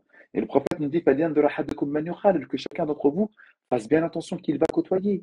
Toutes ces raisons-là nous montrent que lorsque nous sommes entre frères, et c'est pour ça que pendant Ramadan, les gens ils disent, ouais, ma part elle est trop forte. Bah oui, tu m'attends au soir, tu es à la mosquée. Le soir, tu es en taouih, avec la mosquée, tu vas manger halal, tu jeûnes avec tes frères, tu coupes le jeûne avec tes frères. Tu sens que tu es en groupe de fous, tu sens que la foi elle va exploser parce que tu es avec tes frères. Eh bien, nos frères convertis, ils sont plus sujets à la baisse de foi parce qu'ils sont seuls. Et donc, qu'est-ce qu'il faut faire? Il faut passer du temps avec eux, les appeler, les inviter, surtout pendant le mois de Ramadan qui va arriver. C'est super important de les inviter parce que on ne peut pas les laisser comme ça tout seuls. Et c'est ça qui fait en sorte que justement, ils ont une baisse de foi. Et donc, de ne pas les oublier, de les impliquer dans nos adorations, pas que pendant le Ramadan et au dehors de Ramadan, en se disant, mais eux, ils n'ont pas la famille comme nous, qui vont leur dire salam alaikum, ou la maman qui va les réveiller pour salat al-sabah, ou le frère, ou peu importe. Ils n'ont pas ces choses-là. Donc, nous, on les implique et on les considère comme notre propre famille. Parfois même, ils sont encore plus importants que notre frère de sang qui ne prie pas, alors que notre frère converti lui prie. Barakallahu fik. Et une question, en 2 jours de jeûne, j'ai perds entre 2 et 3 kilos. Donc à chaque fois, je stoppe. Mais jeûner Ramadan me manque. Puis-je le faire ou pas? Ça, c'est pas un imam qui va pouvoir vous répondre, ma sœur, nos méditation. Ça va être un médecin. Si vous perdez 2-3 kilos ou que même vous perdez 10 kilos, mais que votre métabolisme continue à avoir la santé et continue à avoir la force, et ça, c'est que votre médecin ou un médecin qui soit habilité qui peut vous le dire, eh ben, vous pourrez jeûner et ce sera même obligatoire pour vous de jeûner. Mais si vous perdez des kilos et que cela intente à votre santé et que vous risquez justement de tomber dans les problèmes à cause de ce jeûne-là, et c'est votre médecin qui le dira, là, il sera interdit pour vous de jeûner parce qu'il faut toujours prévaloir la santé sur les adorations. Donc ça, c'est votre médecin traitant qui pourra vous répondre, ma chère sœur. Comment aider une personne qui a abandonné l'islam, la prière, le ramadan, qui a pratiqué? Voilà, c'est ta deuxième question, Mafios. Comment tu peux l'aider? En fait, tu ne peux pas aider une personne qui ne veut pas être aidée. Nous, on passe énormément de temps à essayer d'aider des personnes qui n'ont strictement rien à faire de nos rappels. Nos rappels, on doit leur faire simplement par notre comportement et par des propos. Salam alaikum, hey frérot, t'as vu, c'est la prière, n'oublie pas. Et tu pars. Il ne faut pas que tu perdes énormément de temps. Des fois, il y a des personnes qui sont en galère et qui ont vraiment besoin de nous et qu'on ne les calcule pas. Ça me rappelle Abasa wa tawalla an ja'ahu al-a'ma. Le prophète sallallahu alayhi wa sallam était affairé à essayer de parler aux notables de Quraysh en leur disant ouais, l'islam c'est important, etc. Il y en avait un aveugle qui était là et qui voulait absolument lui apprendre sur l'islam. Le prophète a dit attends, laisse-moi m'occuper d'eux, attends. Et Allah Azza wa Jalla a dit il y a des gens qui ne calculent même pas l'islam et on essaie de se rapprocher d'eux au maximum. Il y a d'autres personnes qui sont là et qui ont besoin de notre temps, qui ont besoin de nos moments pour pouvoir se rapprocher d'eux. Je ne dis pas qu'il ne faut pas justement aller les voir. Regardez ce que j'ai dit au début, de leur faire le rappel. Eh frère, c'est la prière. Eh frère, arrête de fumer. Eh frère, l'alcool, c'est haram. Juste une parole. En leur rappelant la chose. Parce que toi, tu te dois de faire le rappel. Mais une fois que tu as fait cette chose-là, tu ne dois pas te tuer. Parce que tu passes énormément de temps à des personnes qui ne calculent pas. Donc oui, leur faire le rappel, c'est important, mais avec parcimonie. Et essayer d'utiliser ton temps à bon escient pour des personnes qui en ont le plus besoin. Et Dieu seul sait qu'il y a, comme on vient de le citer, des frères convertis qui ont besoin de nous pour qu'ils apprennent l'arabe, pour qu'ils apprennent le djinn et qui ont besoin de notre présence. Wallahu ta'ala a'lam. Je viens de lire l'arabe, lire le Coran en arabe sans le comprendre, ou alors c'est mieux de lire la traduction. Ça, c'est une excellente question. Lire en arabe et lire la traduction, même si on ne le finit pas. Je préfère que pendant le mois de Ramadan, vous lisiez simplement que Surat al-Baqarah, mais avec méditation, avec compréhension, avec une influence dans votre vie, plutôt que de lire Surat al-Baqarah sans en rien comprendre. Rappelez-vous ce qu'on a cité comme verset. أَفَلَا يَتَدَبَّرُونَ الْقُرْآنَ أَمْ عَلَى قُلُوبٍ أَقْفَالُهَا. Ne vont-ils pas enfin méditer sur le Coran, à moins que leur cœur soit scellé? Le Coran doit avoir une influence. Nous, parfois, je ne sais pas comment, enfin si, je sais, parce que j'ai déjà prié derrière Ahmed, machallah, il a une super belle voix. Et donc là, à Nantes, là, on va dire, ouais, il y a la mosquée Aïcha, il y a Ahmed qui a une belle voix là-bas, ou non, il y a la mosquée, la grande mosquée, ou non. Les gens, ils vont aller en fait choisir où on va aller écouter la plus belle voix. C'est important d'écouter le Coran avec une belle voix. C'est très beau. Le Coran est beau, c'est la parole d'Allah. Le prophète le récitait avec psalmodie de la plus belle des manières. Mais au-delà de la belle voix, au-delà de la psalmodie, au-delà de la manière dont on va réciter le Coran, n'oubliez jamais que c'est un message d'Allah subhanahu wa ta'ala et que c'est ce message qui compte pour changer notre vie. Combien de personnes écoutent le Coran, ils le mettent le matin, et astaghfirullah, mais ça c'est vrai, Athman, hein. Il a une chicha, ou il a un magasin, un bar. Wallah, et c'est vrai, des fois, c'est nos frères qui ont des bars. T'as vu, je dis nos frères. Wallah, le matin, il fait le ménage et il met le Coran pour la baraka. Ou dans la chicha, il met le Coran pour la baraka. Mais c'est la vérité, tu le sais. Ça, c'est pour la baraka. Tu vois, si je mets le Coran pour la baraka, là, tu te poses des questions. Tu dis, oh, c'est quoi ça? Oh, tu vois? Donc, il faut aller au-delà du Coran dans la psalmodie, la beauté du Coran, mais essayer de le comprendre. Donc, lis-le en arabe pour avoir chaque lettre une hasana, comme il a dit le prophète sallallahu alayhi wa sallam, 10 hasanat pour chaque lettre, mais va le lire également en français pour qu'il puisse justement influer sur ton cœur. Et je rajouterais, cher aussi, que beaucoup de personnes qui ont des difficultés à lire l'arabe, à lire le Coran, vont se perdre dans les efforts et se décourager très vite. Alors qu'en réalité, le prophète sallallahu alayhi wa sallam, il a dit que celui qui cite le mot en arabe, yatata, je ne sais plus comment on dit, celui qui bégaye dans la récitation, eh bien, eh bien, il est doublement récompensé. Donc, c'est aussi, encore une fois, ce qu'on parlait précédemment, c'est l'effort que tu fais qui va être, voilà, qui va être décuplé au niveau de la récompense, plutôt que voilà, de se décourager, de se dire, voilà, choisir la facilité à écouter simplement. Il vaut mieux faire des efforts, comme tu as dit, et comprendre, en tirer profit, car on sait aussi que sur le long terme, c'est ce qu'on finit par acquérir. Alors que voilà, de choisir la facilité et de simplement se limiter à que de l'écoute ou autre. Et c'est ce qui se Mais Inch'Allah. passe, et c'est ce qui se passe avec nos Shebani. On les voit, ils lisent le Coran une fois. Je donne cet exemple-là, mais ils le lisent une fois par semaine, pratiquement 4 fois par mois. Et lorsque tu regardes ses enfants, ils sont dehors. Tu regardes sa fille, elle travaille en banque. Ouais, je sais qu'on n'aime pas ces propos-là, mais à un moment, mon tonton bien-aimé, tu es là toutes les salades. Tu es au premier rang, toutes les salades. Tu finis le Coran une fois. Mais pourquoi le Coran, il n'influe pas dans ta vie, chez tes enfants? C'est important, ça aussi, tu vois. Le Coran, il doit avoir une influence dans notre vie. Il y a un frère qui m'a dit Barakallahu fik, j'ai pas de question, wa fik al-baraka. Et il nous a demandé pour toi et moi Jannat al-Firdaus. Et j'espère que ceux qui sont dans ce live et toi avec nous, tu seras fait Jannat al-Firdaus. Allahumma amin, ya Rabbil alamin. Salam alaikum, est-il permis à une femme musulmane pour un projet professionnel d'habiter seule? Euh, alors, il n'y a rien qui indique à une femme qui lui interdit d'habiter seule. Ça, absolument rien du tout. Mais le problème, c'est toutes les implications et les conséquences d'habiter seul. C'est ça qui est compliqué. Donc, il n'y a pas beaucoup d'éléments dans la question. Et donc, on ne peut pas répondre par oui, par non, halal, haram. Allah ta'ala a'lam. Alors, il y a une question là, c'est il y a un moment dans le vendredi où l'on peut demander tout ce que l'on veut, alors qu'il peut être validé une heure précise après l'Asr. En réalité, c'est comme lorsque le prophète, alayhi salam, cette question elle est très intéressante, Rahman. J'aime beaucoup cette question. On essaie toujours de savoir c'est quand l'heure, pour qu'Allah Azza wa Jalla l'exauce. Si Allah Jalla fi'ala, il a dit en fait que Laylatul Qadr, le prophète sallallahu alayhi wa sallam a dit que Laylatul Qadr, elle est dans les 10 dernières nuits. Iltamisuha fil ashr al-awakhir. Cherchez-la dans les 10 dernières nuits. Ce prophète, peut-être qu'il savait exactement quand elle était cette nuit du destin. Pourquoi il a dit chercher là? Pour qu'on fasse en sorte qu'on puisse être digne à fond dans les adorations. Lorsque le prophète sallallahu nous dit qu'il y a une heure le vendredi dans laquelle Allah Azza wa Jal, il exauce.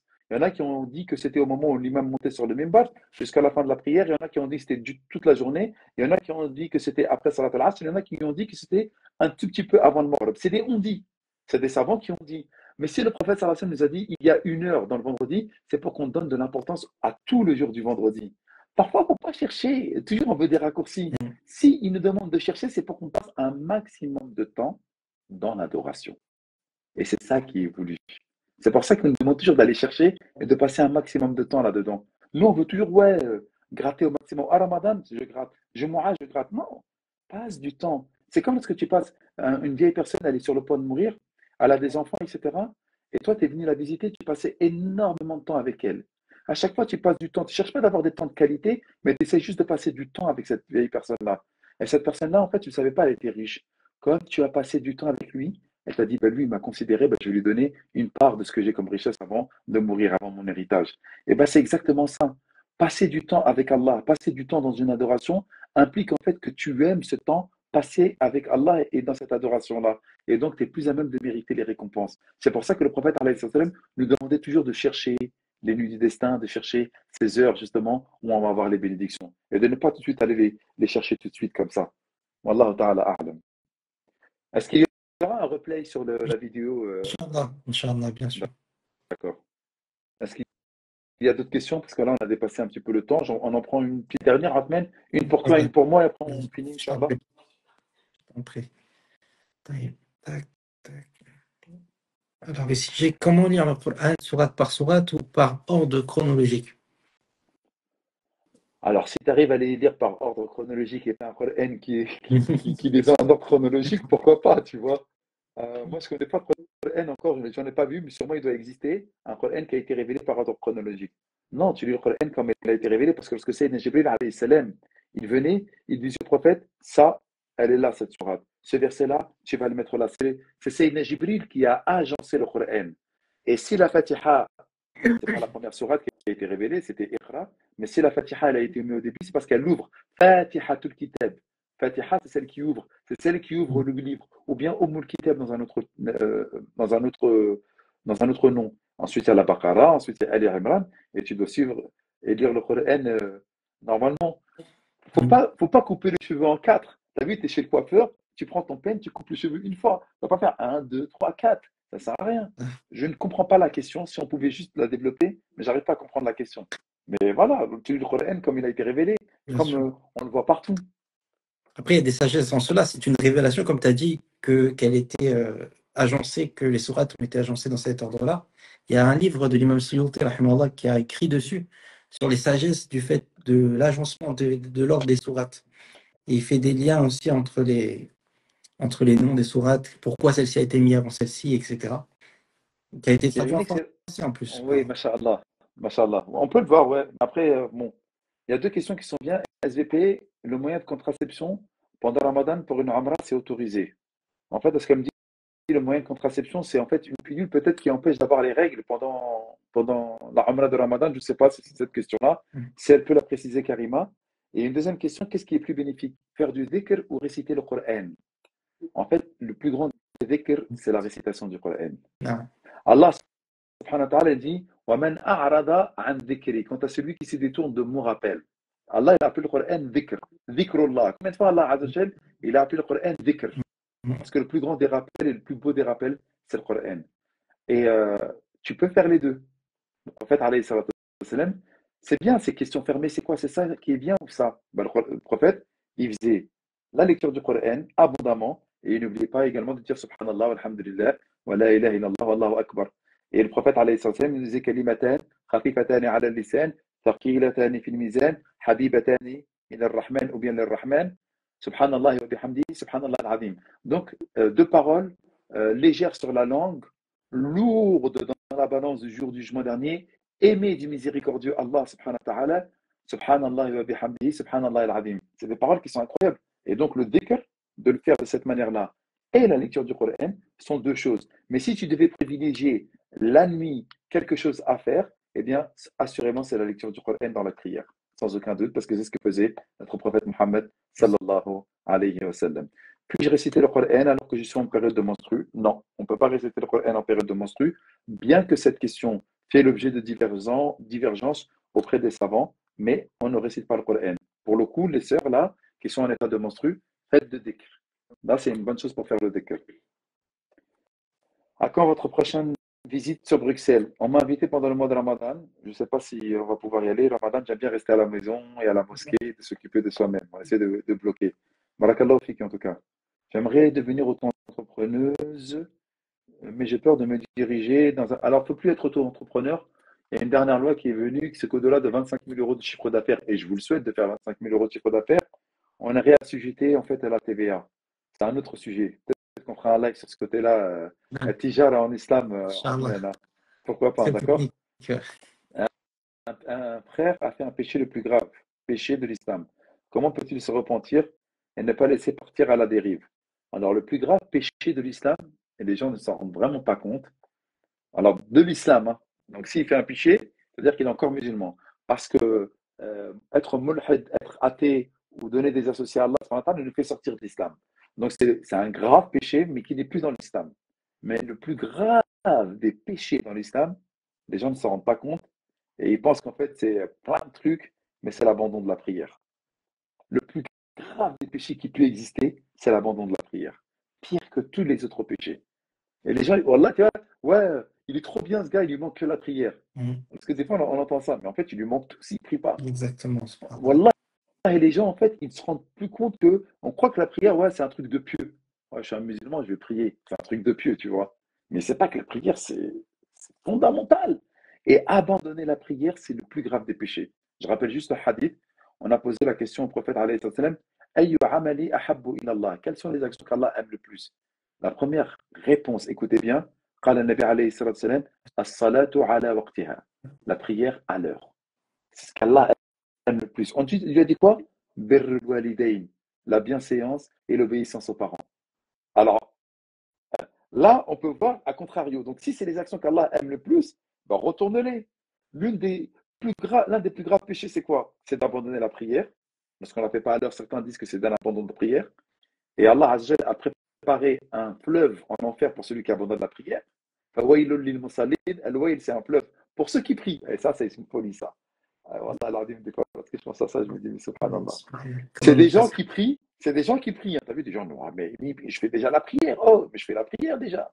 C'est des gens qui prient, mais qui vont quand même avoir un châtiment parce qu'ils ont été négligents dans leur prière. Et ensuite, l'un des plus graves péchés, c'est la désobéissance aux parents. C'est gravissime. Après l'abandon de la prière, c'est de désobéir aux parents. Et alors ça, on le voit partout.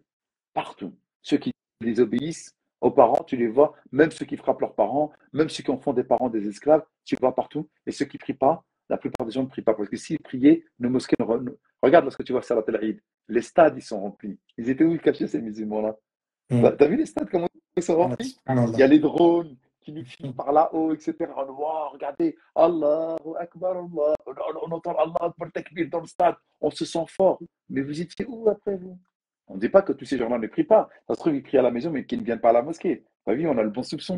Mais la plupart du temps, ils ne viennent pas. Et les mosquées ne sont pas assez nombreuses pour pouvoir faire en sorte que tous ceux qui prient viennent. Donc, il y en a beaucoup qui ne prient pas, malheureusement. Mhm. Non, abandonner la prière ne fait pas sortir de l'islam. Attention, sur les 4 écoles juridiques, on a répété 1 milliard de fois, mais c'est bien. Et rappelle, car le rappel est un bienfait pour le croyant, l'imam Ahmad rahmatullahi alayhi, qui dit que celui qui ne fait pas la prière sort de l'islam. Le même l'imam Ahmed du Madhab Hanbali dit que celui qui ne fait pas la prière reste dans le giron de l'islam. Et l'imam Ahmed rahmatullahi alayhi est connu pour avoir plusieurs avis juridiques sur différentes affaires.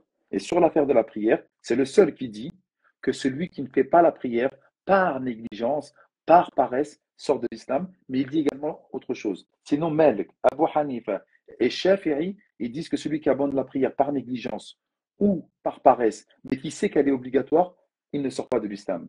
Il est enterré avec les musulmans, on hérite de lui, et il est considéré comme un croyant et on l'enterre dans le cimetière des musulmans. Ça, c'est juste pour le rappel. Mais il le considère comme étant Fasiq. فاسق نعم. Exactement. Ça, c'est très grave, ça. Mais Mhm. bon, il y a d'autres choses à dire sur ces choses-là, mais c'est pas le Bien lieu ni sûr, l'endroit. bien sûr. Il me reste 2 minutes, on finit à 23 heures ou c'est bon pour toi? تفضل. On prend une dernière question, Inch'Allah, et Vas-y, puis c'est toi qui la prends, choisis-la. je sais pas. C'est- Alors, ça va, comme si faire la prière à son temps, c'est la meilleure, alors pourquoi j'entends dire que la prière de Aïcha est mieux de la prière plus tard que dans son temps? Merci. Alaykoum salam wa rahmatullah. Alors, je suis pas sûr d'avoir compris la J'ai question. parfaitement compris sa question. Vas-y, si tu peux me résumer, Inch'Allah. En fait, il demande pourquoi faire la prière à son temps. Il considère que lui, pour faire la prière à son temps, c'est de la faire tout de suite au moment de l'Adhan. Mhm. Or, faire la prière à son temps, c'est la faire dans des laps de Tout à temps. Je fait. m'explique. Le laps de temps de la prière du Sobah, et en même temps, c'est un rappel pour toutes celles et ceux qui nous écoutent, c'est du moment où il y a le lever de l'aube, pas le lever du soleil, c'est-à-dire qu'il y a le trait fin de la lumière du soleil, le lever de l'aube, jusqu'au lever du disque solaire. On a à peu près entre 1h30 et 1h45. La prière du Sobah, si vous la faites à ce moment-là, vous l'avez faite à l'heure. Mais dès que le disque solaire, dès que le soleil apparaît à l'horizon, eh bien ça y est, vous avez raté la prière du Sobah, vous ne l'avez pas faite à son temps. La prière du Dohr, c'est au moment où le soleil atteint son zénith et qu'il y a un tout petit peu de feuille, peu importe, nous on regarde les calendriers, mais c'est juste pour faire du style, voilà, exactement, tu vois. Là où il y a le feuille, c'est-à-dire qu'il y a une toute petite ombre qu'il a dépassé son zénith jusqu'à l'heure de l'Asr. Jusqu'à l'heure de l'Asr, vous avez tout ce laps de temps-là pour faire Salat al-Dohr.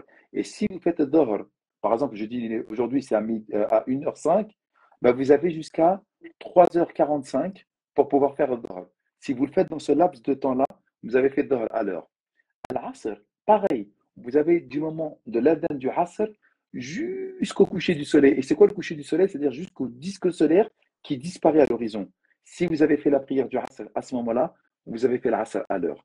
Alors là, je ne vais pas rentrer dans le détail. Il y a des temps privilégiés et il y a des temps détestables. D'accord ou pas? Mais là, je vous dis, il y en a qui sont à l'école, il y en a qui sont au travail, il y en a qui ont des difficultés. Si vous faites la prière du Asr dans ce laps de temps-là, vous l'avez fait à l'heure et vous n'avez pas commis de péché. Walillahi alhamd. La prière du Maghrib, c'est pareil. Il y a un temps privilégié, mais le temps du Maghrib, c'est quoi? C'est du coucher du soleil, disparition du disque solaire à l'horizon, jusqu'à l'heure du Isha. C'est-à-dire, jusqu'à l'heure du Isha, si vous faites le Maghrib dans ce laps de temps-là, vous avez fait le Maghrib à l'heure. Bien entendu, il y a des temps privilégiés et il y a des temps détestables. Mais lorsqu'on dit un temps détestable, même si le terme est fort, vous n'avez pas commis de péché en faisant à ce moment-là. Vous avez diminué les récompenses peut-être, mais vous avez quand même fait la prière à l'heure et Allah Azzawajal vous le considérera comme des prières à l'heure. Et enfin, la prière de Isha, il y a la disparition des lueurs blanches, c'est-à-dire lorsqu'on rentre dans la pénombre la plus complète, jusqu'à l'adhan du Sobah. Mais il y a un temps privilégié, encore une fois, et un temps détestable. Celui qui le fait jusqu'à l'adhan de Salat al-Sobah, c'est-à-dire, ça c'est un temps qui est pas privilégié. Mais si vous l'avez fait durant ce laps de temps-là, votre prière a été à l'heure. Et pourquoi je vous dis cette chose-là en ne rentrant pas trop dans le détail? Faites vos prières. Regardez Allah comme il est miséricordieux. C'est pas la prière pile poil à l'heure, à la seconde, à la minute près.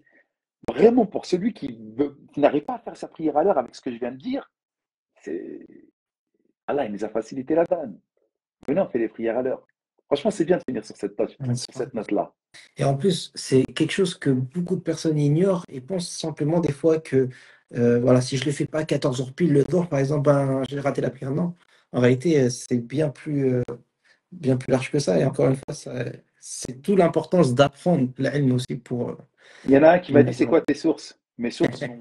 ouais, mais c'est pas grave, on va dire Al-Muwatta de l'imam Malik, Umdatul Ahkam également pour le madhab maliki, pour le madhab al-Hanbali, Al-Risala également d'Ibn Zayd, Kutub al-Ilm, Kutub al-Fiqh, tous les Kutub al-Fiqh, ils te diront la même chose. Mes sources. On dirait que je suis en train de... Eh, frère, j'ai pas inventé la route, t'inquiète pas. Ça, c'est un truc. Tu sais quoi? C'est le B à bas de la base, de la base, de la base, de la base, de la base du fiqh, ce que je viens de dire. Ah ouais, je te jure. Alhamdulillah. Il y a toujours ce genre de personnes pour nous demander les sources de toute manière. C'est quoi ton dalil, akhi? Ouais, en plus, c'est vrai ce qu'il est en train de dire. Allahu Akbar. Amin, il dit une parole très vraie, mais franchement, c'est pas le moment. Ça y est, on va raccrocher là. Mais c'est la vérité par rapport. Je profite à ceux qui sont là, les 200 personnes qui sont là. Les amis, parce qu'on va vous annoncer Ramadan bientôt avec le calcul astronomique. S'il vous plaît, mes frères et sœurs, ne donnez pas beaucoup d'importance au calcul astronomique. Je dis ça maintenant en introduction d'un futur live que j'aimerais vraiment faire avec toi, Ahmed. Inch'Allah. Et j'ai envie de monter qu'avec toi parce que c'est carré, c'est propre, tu vois, machallah. Je me regarde, je te jure, ça fait 1 an que je ne suis pas monté en live. Mais Amin réfléchissait, hafidahullah ta'ala, mon frère, que j'aime beaucoup, il a dit une vraie parole. Euh, nous, on se base sur la ru'ya, sur la vision. Ouais, mais si tu te bases sur la vision, ça veut dire en fait que tu calcules, tu prends pas en compte le calcul astronomique. Wallah, et qu'on le prend en compte, le calcul astronomique. Le calcul astronomique, on le prend quand en compte? Pour justement faire en sorte que ceux qui ont des visions fantaisistes, on leur dit, c'est pas possible. Selon le calcul astronomique, tu ne pouvais pas le voir. Parce que la Lune, la nouvelle conjonction lunaire n'existe pas. La Lune, elle n'est même pas encore née. Elle vient juste de disparaître. Comment tu as pu le voir? Donc nous, ceux qui sont pour la vision oculaire, on est également pour le calcul astronomique parce que ça nous permet également de savoir quand la Lune va pouvoir sortir. Mais une fois qu'on a utilisé le calcul pour essayer d'espérer de voir le croissant lunaire ou pas, on reste toujours basé sur la vision comme il l'a dit le prophète alayhi salam. Donc la véritable vision mu'tadil, c'est-à-dire celle qui est du juste milieu, c'est de prendre en compte le calcul astronomique pour dire est-ce que l'on peut ou pas voir la Lune. T'as compris? Moi, c'est un petit peu compliqué peut-être ce que j'ai dit, mais en tout cas, ceux qui vont dire ouais, selon le calcul astronomique, ne leur donnez pas de crédit. Donnez toujours du crédit à la sunna du prophète alayhi salam, qui est la vision oculaire. Voilà la réalité. Wallahu ta'ala a'lam. Barakallah fik, Cheikh, on va pas s'attarder plus longtemps que ça. C'est bien. Est-ce que tu peux nous clôturer juste avec une petite doigt, Inch'Allah? Avec plaisir, j'implore Allah subhanahu wa ta'ala par ses noms les plus beaux et par ses attributs les plus parfaits, qu'il bénisse toutes les personnes qui sont venues furtivement ou qui sont restées du début à la fin de ce live. Qu'Allah subhanahu wa ta'ala fasse que les propos dits aujourd'hui puissent être utiles et qu'ils puissent être également bénéfiques pour un changement de nos personnes. J'implore Allah subhanahu wa ta'ala qu'il puisse faire que nos actions puissent être exclusives à sa personne. Ya Allah, si durant ce live des personnes désirent le mariage, facilite-leur le mariage. Ya Allah, si durant ce live des personnes ont des problèmes avec leurs péchés ou avec leurs addictions, facilite-leur, Ya Rabbi, le pardon. Plutôt pardonne-les et facilite-leur qu'ils puissent justement abandonner leurs addictions. Ya Allah, si parmi nous des personnes sont malades d'une quelconque maladie, chronique, grave ou moins grave, guéris-les de la plus prompte des manières, sans qu'il puisse y avoir aucune séquelle lors de cette guérison. Ya Allah, si quelqu'un parmi nous désire le paradis, et nous le désirons parce que nous sommes ici réunis en ton nom et pour ton nom, eh bien, fais en sorte que tu puisses nous élever et nous faire entrer dans les hautes sphères de ton paradis éternel. Ya Allah, je t'implore par tes noms les plus beaux et par tes attributs les plus parfaits que tu puisses bénir celui qui est à l'initiative de ce live, à savoir mon frère Ahmed, que tu puisses lui donner une vie apaisée, pleine d'adoration, que tu puisses protéger son épouse, ses enfants, et que tu puisses toujours l'utiliser au service de l'islam et des musulmans. Ya Allah, nous t'implorons également que toutes les personnes qui sont ici présentes dans ce live, s'ils ont perdu un proche, un père ou une mère, un fils ou un frère ou une sœur, que tu puisses faire miséricorde à ceux qu'ils ont perdus. Ya Allah, ils sont musulmans et ils sont dans les pénombres de la tombe. Nous t'implorons, Ya Allah, alors que nous sommes réunis dans divers endroits de France et peut-être du monde durant ce live, que tu puisses illuminer leur tombe. Ya Allah, fais en sorte que nos invocations puissent arriver et que tu puisses mettre une lumière et qu'ils puissent savoir qu'il y a des musulmans qui ont invoqué pour eux. Comme il nous a recommandé le prophète sallallahu alayhi wa sallam, Allahumma arham al-muslimina wal-muslimat wal-mu'minina wal-mu'minat al-ahya minhum wal-amwat. Et comme il a fait le prophète sallallahu alayhi wa sallam, oh Allah, fais miséricorde aux croyants et aux croyantes, aux soumis et aux soumises, ceux qui sont vivants et ceux qui nous ont précédés dans la mort. هذا والله أعلم سبحان ربك رب العزة عما يصفون وسلام على المرسلين والحمد لله رب العالمين. بارك الله فيك شيخنا.